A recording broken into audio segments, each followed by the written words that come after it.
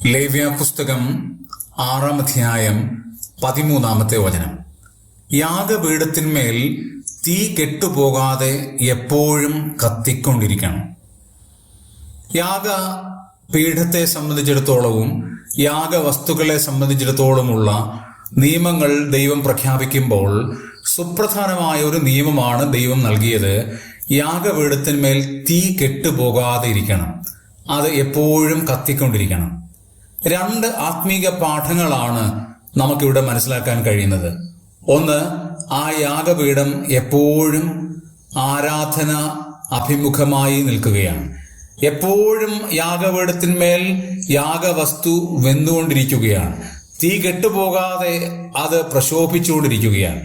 രണ്ടാമത്തെ ആത്മീയ പാഠം, മനുഷ്യന്റെ പാപത്തിന് ആ യാഗത്തിലൂടെ പരിഹാരം കണ്ടുകൊണ്ടേയിരിക്കുകയാണ്. എപ്പോഴും കത്തിക്കൊണ്ടിരിക്കുന്നത് പോലെ പാപത്തിന്റെ പരിഹാരം ഇങ്ങനെ നടന്നുകൊണ്ടേയിരിക്കുകയാണ്.